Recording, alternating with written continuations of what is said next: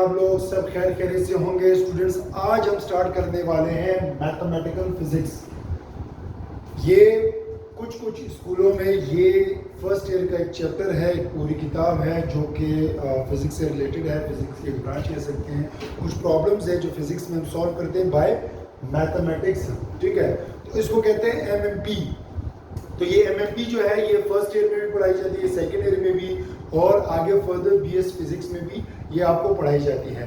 तो आज हमारा पहला लेक्चर है मैथमेटिकल फिजिक्स का, MM1 का लेक्चर 1 है, जिसके बारे में हम कुछ सिर्फ जस्ट बेसिक चीज़ें पढ़ेंगे। तो उन चीज़ों को डिस्कस करने से पहले मैं आपको बता दूं कि हमने ये डिसीजन लिया है कि हम ये भी पढ़ाएंगे साथ साथ MM1, MM2 और इसके साथ फेडरल बोर्ड की 9, 10 और फर्स्ट और सेकेंड ईयर की केमिस्ट्री, फिजिक्स और मैथ और कंप्यूटर, ये सारे सब्जेक्ट्स हम पढ़ाना शुरू करने वाले हैं। वीडियोस अपलोड होंगी, डेली वीडियोस देखा करें, डेली लेक्चर्स। कोई भी क्वेश्चन हो, कोई स्कूल या कॉलेज का क्वेश्चन हो, या कोई भी फिजिक्स से रिलेटेड कोई भी क्वेश्चन हो, मैथ से रिलेटेड, कंप्यूटर से रिलेटेड, तो आप लाजमी कमेंट बॉक्स में कमेंट करें ताकि हमें पता चले और उसी टॉपिक पर जो टॉपिक आपको क्लियर ना हो उस पर वीडियो बनाएं। तो शुरू करते हैं। आज का जो मेन टॉपिक स्टार्ट हो रहा है वो वेक्टर्स के बारे में है। तो जो हमारा पहला चैप्टर है मैथमेटिकल फिजिक्स का वो वेक्टर्स के बारे में है।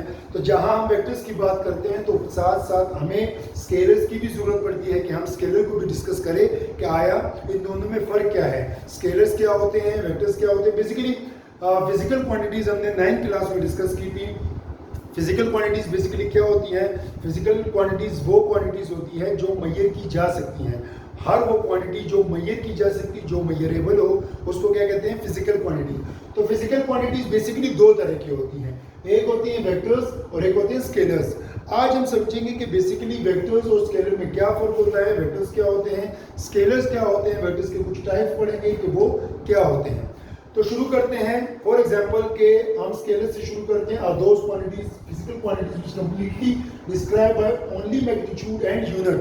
अच्छा, फिजिकल क्वांटिटीज में स्केलर क्वांटिटीज वो क्वांटिटीज हैं जो जस्ट मैग्नीट्यूड और यूनिट से कंप्लीटली डिफाइन कर सकते हैं। कि अगर आपके सामने कोई स्केलर क्वांटिटी बोले और आपको जस्ट मैग्नीट्यूड और जस्ट आपको यूनिट पता चले तो आपको एग्जैक्टली पता चल जाएगा कि बंदा क्या बोल रहा है। फॉर एग्जांपल, एक दुकान वाले के पास एक बंदा आता है और कहता है कि मुझे 2 किलोग्राम चीनी चाहिए, 2 किलोग्राम चीनी चाहिए। आप 2 किलोग्राम जब वो कहता है, ये क्या है? यूनिट है। और ये क्या है? क्या कहते हैं? मैग्नीट्यूड। तो इससे ये पता चला कि ऐसी क्वांटिटीज जिनके लिए मैग्नीट्यूड और यूनिट ये बहुत होती हैं डिफाइन करने में, समझने में, अंडरस्टैंडिंग करने में, तो उन क्वांटिटीज को क्या कहते हैं? Scalar quantities. तो फिजिकल क्वांटिटीज की वो क्वांटिटीज जिनको कंप्लीटली मैग्नीट्यूड और यूनिट से कंप्लीटली डिफाइन किया जा सके, समझाया जा सके, ये समझा जा सके, उसको क्या कहते हैं? स्केलर्स।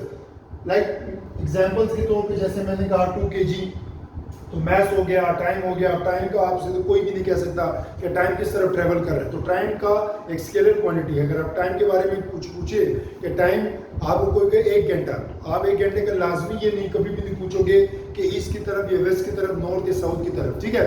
तो उन क्वांटिटीज जिसके लिए मैग्नीट्यूड ही जरूरी हो और यूनिट ही जरूरी हो, तो उनको क्या कहते हैं? Scalar quantities.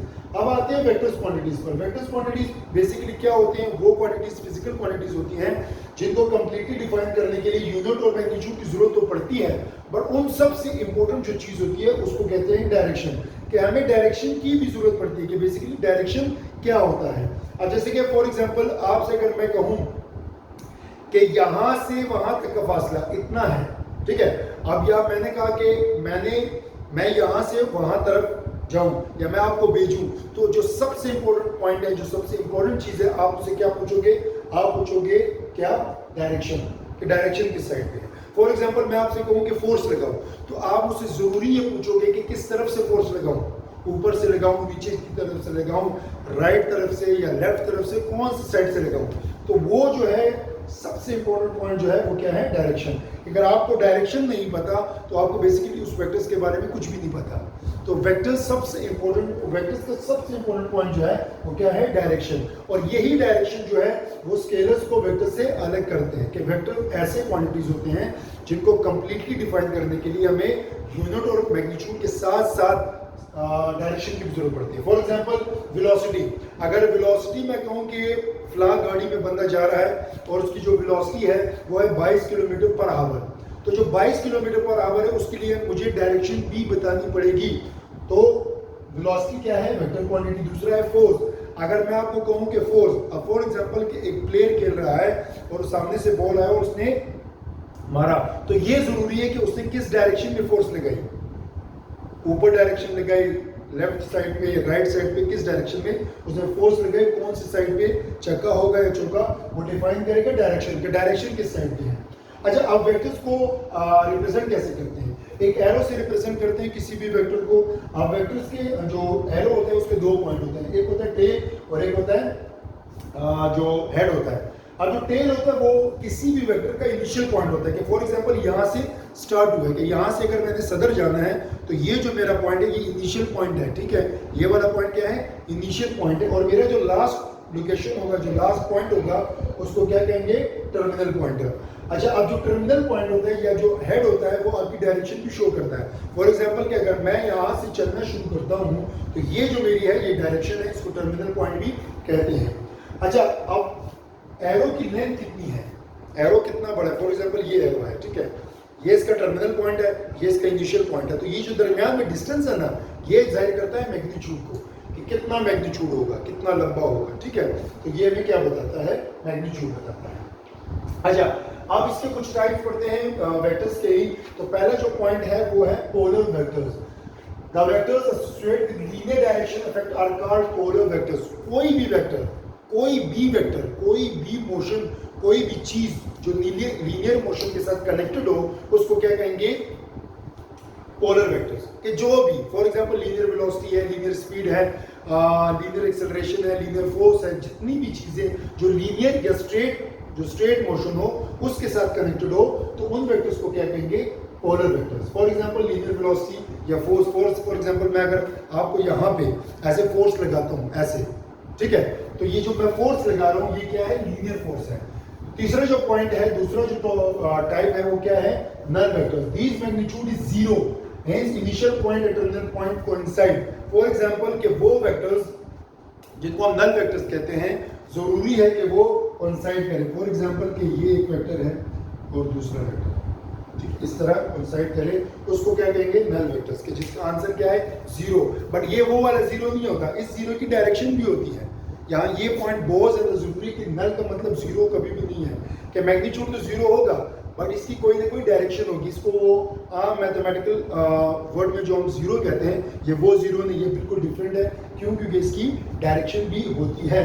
फॉर एग्जांपल, अच्छा, अगला जो हमारा टॉपिक है वो रेसिप्रोकल, कि किसी भी वेक्टर्स को आम अल्फाज में समझाता हूँ, किसी भी वेक्टर्स का आप नेगेटिव के साथ मल्टीप्लाई करें तो जो आपका वेक्टर होगा वो इसका रेसिप्रोकल निकलेगा। सिंपल, कि अगर मैं सिंपल अल्फाज में समझाना चाहूँ तो क्या होगा कि अगर फॉर एग्जांपल कि ये मार्कर है, इसके डायरेक्शन, ये टर्मिनल पॉइंट है, ये दूसरा क्या है, इनिशियल पॉइंट है, और मैंने इसको नेगेटिव के साथ मल्टीप्लाई किया और ये इधर आ गया, ठीक है, डायरेक्शन चेंज हो गई। इसको क्या कहेंगे, इसको कहेंगे रेसिप्रोकल ऑफ वेक्टर्स, कि मतलब किसी भी वेक्टर्स का रेसिप्रोकल। फॉर एग्जांपल ये है, ठीक है, ए वेक्टर, इसको मैंने माइनस के साथ मल्टीप्लाई किया तो ये बन गया, ये डायरेक्शन चेंज हो गई, तो ये क्या है, रेसिप्रोकल ऑफ दैट वेक्टर जो हमें गिवन है। अब इसके बाद हम बात करेंगे कोप्लेनर और नॉन कोप्लेनर वेक्टर्स। ये बहुत इजी है, ठीक है।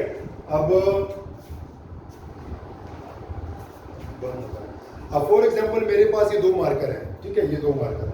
अब इन दो मार्कर से समझते हैं कोप्लेनर और नॉन कोप्लेनर को, कि फॉर एग्जांपल कि ये दोनों अगर एक ही प्लेन में है, एक ही प्लेन में है, इस प्लेन के पैरेलल है, फॉर एग्जांपल ऐसी है या ऐसे है, एक ही प्लेन में लाई करें दो या दो से ज्यादा वेक्टर्स जो एक ही लाइन में लाई कर रहे हैं, एक ही प्लेन में लाई कर रहे हैं, उनको क्या कहते हैं, coplanar vectors. Non coplanar vectors कि एक मतलब दो या दो से ज्यादा हमारे पास वेक्टर्स हो बट वो एक प्लेन में लाई ना करते हो, एक प्लेन में लाई ना करते हो। फॉर एग्जांपल कि मैं इसकी बात करूं, ये इस प्लेन में है, और मैं इसकी बात करूं, ये इस प्लेन में है, तो दोनों अलग अलग प्लेन में है, दोनों अलग अलग प्लेन में, ये इस प्लेन में और ये इस प्लेन में है, तो दोनों अलग अलग प्लेन में है, तो उसको क्या कहेंगे, नॉन कोप्लेनर वेक्टर्स। लास्ट जो हमारा टॉपिक है वो है यूनिट वेक्टर। अब यूनिट वेक्टर्स हमने 9th में काफी डिटेल के साथ पढ़ा है। Unit vector, a vector with unit scalar magnitude is defined unit vector.